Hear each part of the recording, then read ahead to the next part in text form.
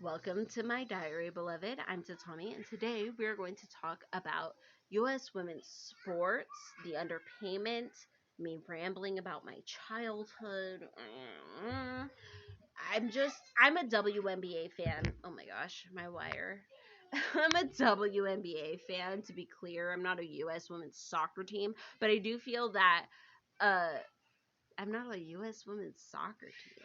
I'm not a fan of the U.S. women's soccer or any kind of soccer. I'm just not raised like that.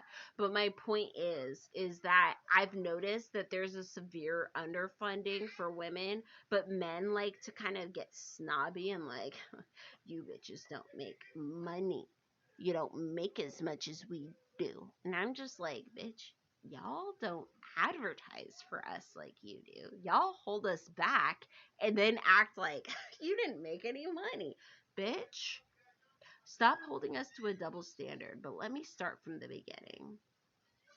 I remember when I was a little kid. Oh, let me just interrupt. Look at that. Ross the monkey back there. My husband won that for me from Great America, the amusement park here in California. When we were like 18, he had to climb up one of those ladders that like flips back and forth, and he did it. After the third try, he did it and won me that. And it's one of my favorite possessions. It's cute. He's in the back of the video. At any rate, okay, let me just say, women don't get support. We just don't. I remember this dating back to elementary school. I remember this in high school. It's just not a thing we get. But yet somehow we are held to the same standard as people who get posters all over the local high school, as people who get announcements over the loudspeaker at the local high school. And then you go to college and you realize, oh yeah, they also get way more funding than you. They are hyped way more than you. And we're to believe that that hype that the school and the media builds around them doesn't help with their financial situation. We're to believe that we should have the same income levels without all that, without all the support, without all the media, without all the thought about it. We're supposed to believe that women are just inherently faulty as athletes. We're to believe they're more inherently boring, untalented, not worthy as professional athletes. And I know this situation is bigger than our professional sports leagues because I recently learned that our Olympians here in America don't make money from the government. They don't get a stipend for even qualifying, nothing like that. If Nike doesn't decide, or whatever corporation doesn't decide to sponsor you, good fucking luck.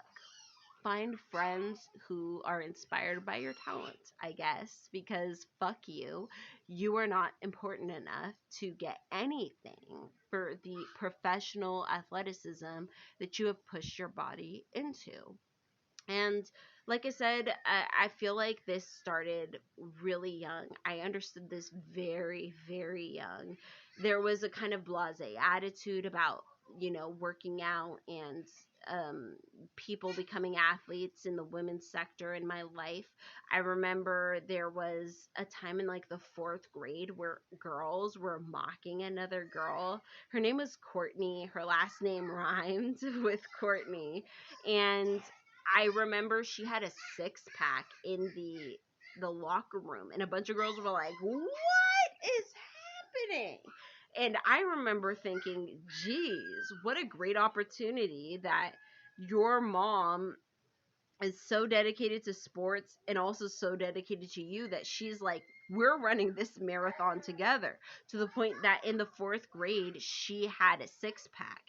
Fast forward in the fifth grade, I believe, I went to a different school. I was first at St. Joseph's. I switched to a school called like Ponderosa, I think, in San Jose. And there was another girl who she had like a slicked back ponytail and the big curls in the back, and she would just run laps like they were nothing. We had a marathon where you'd win something every time you did a lap, and this girl was eating those prizes. She didn't even care about the prizes. She would just keep going, keep going. And she had like a family on the sidelines who were just like, yeah, yeah, yeah. Yo, it was the coolest thing to me as a kid. I was just like, oh my gosh, how amazing. Her family showed up for this event and is cheering her on and is pumping her up and just collecting her prizes in a bag. Like, and I was just so jealous. I remember the first girl, Courtney, she was white, and the second girl with the ponytail, she was Mexican or Latina of some sort. And I was just jealous of both of them, and both of them in equal waves. For the first, Courtney inspired me to just run a mile and not stop. And the second girl encouraged me to like run lap after lap after lap and not stop. So after that experience, like after the 5th grade, I was into sports. I was ready. I loved it. I was ready to train. I also had read about Lisa Leslie. I really loved her, and I just wanted to be in on it. But I'd also already had experiences with people who didn't want to invest in my sports, in us winning state, in us winning these different things. There was never an expectation we would. There was always an expectation we would fail. Even when some of you may remember, I talked about I was sent to Westridge Academy, which is a disciplinary school in Utah. And so all of us are just random people who were sent to the state to go to this school to fix ourselves. Where if you did sports in a school like that, good luck, because we were all strangers.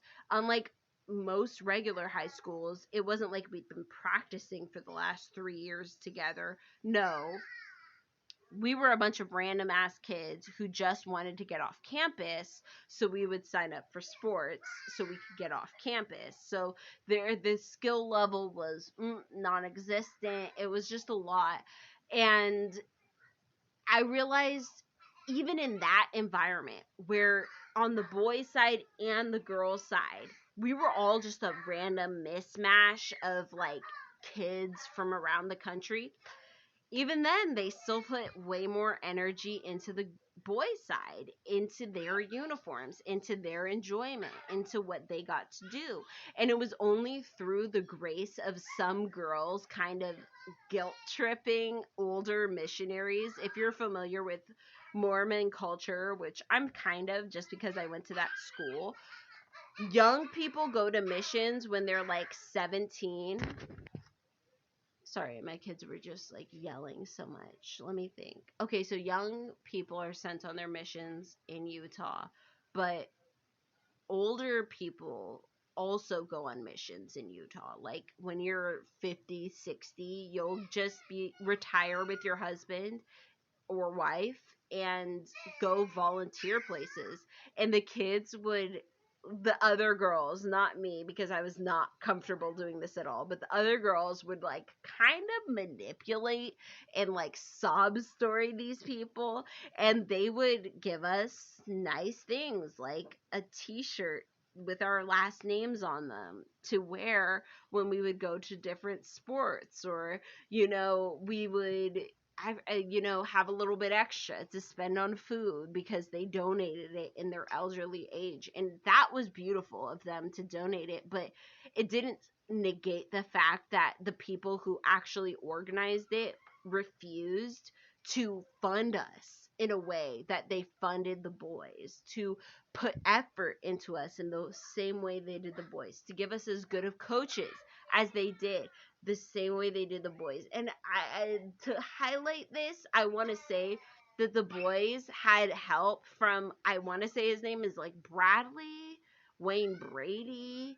I don't know. There is a white man who is like 7 feet tall, who is a basketball player for the Jazz, who worked at that school, and he would help the boys a lot, and sometimes he would help us girls, but mostly he would help the boys. And it was only kind of because he had daughters that he would feel drawn to us and want to help some of the girls who were there.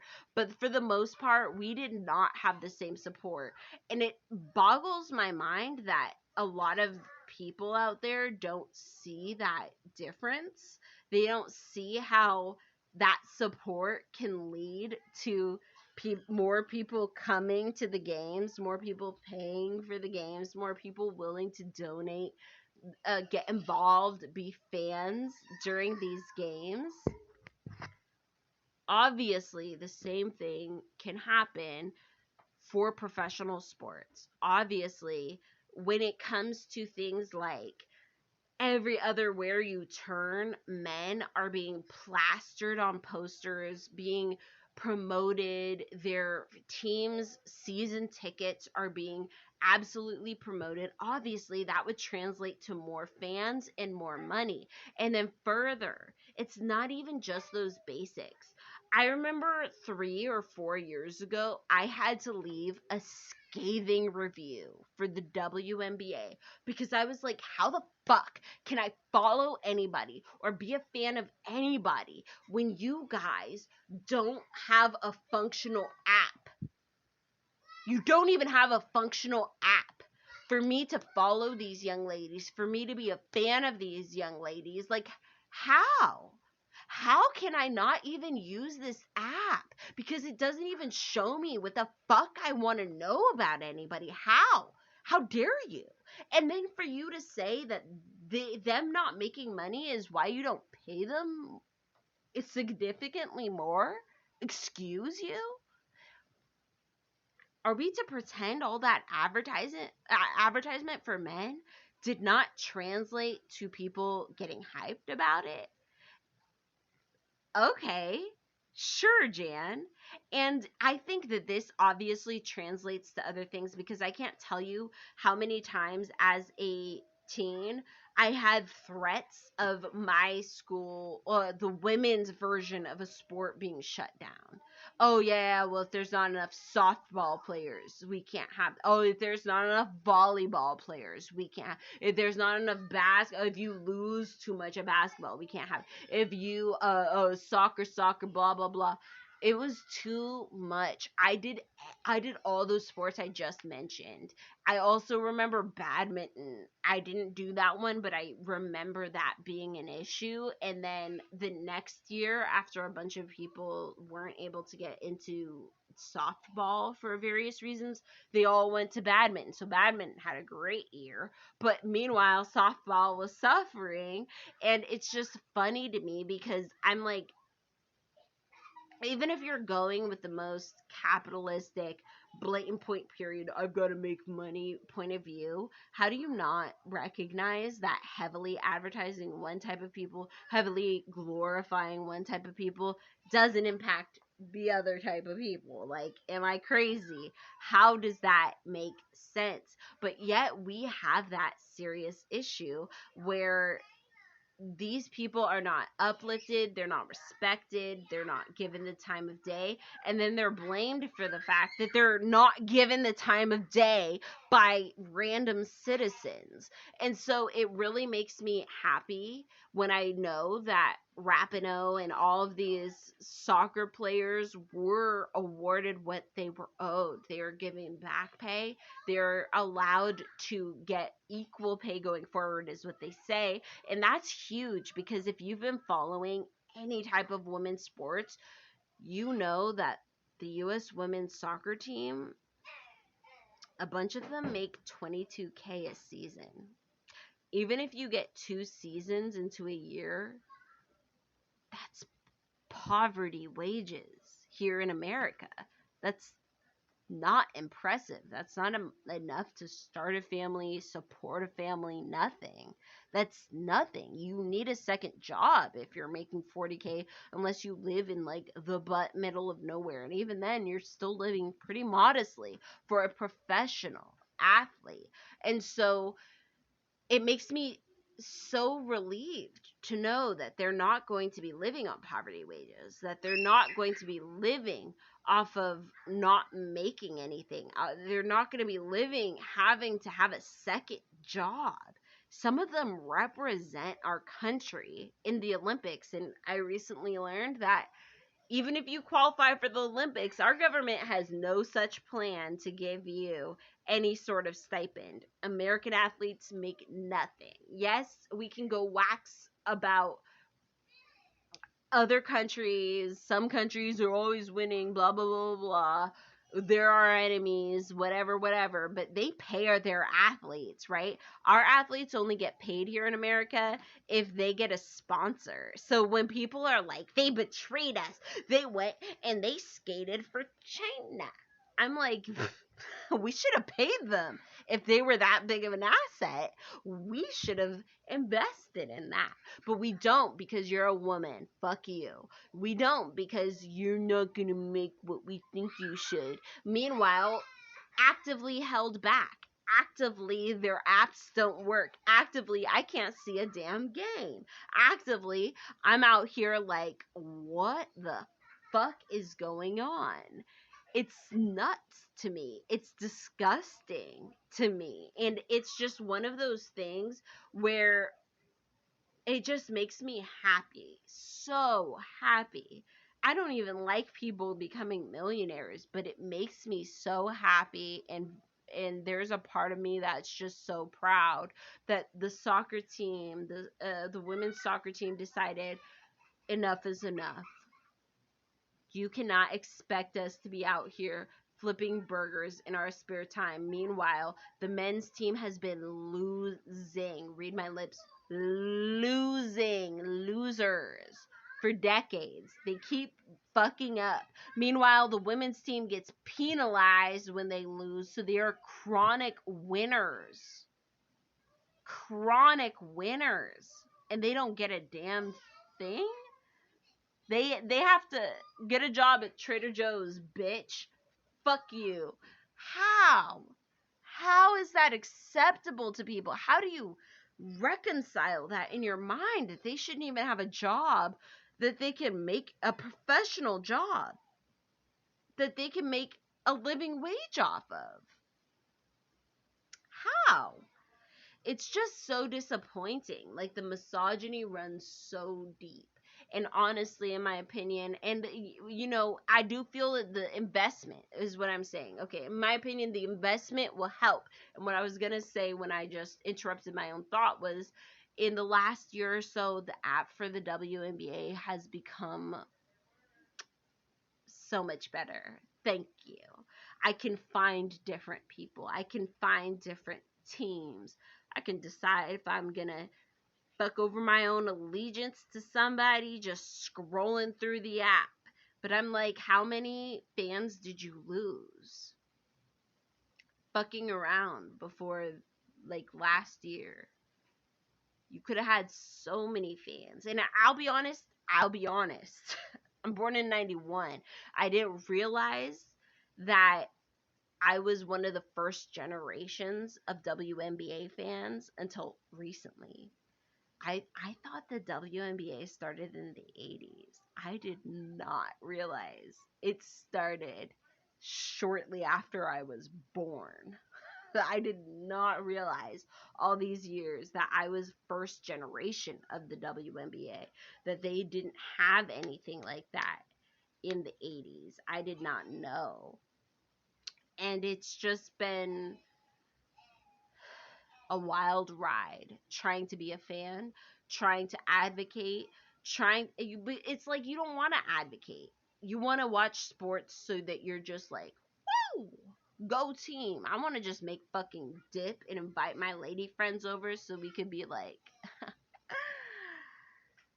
did you watch the WNBA last night? I want that. I want that.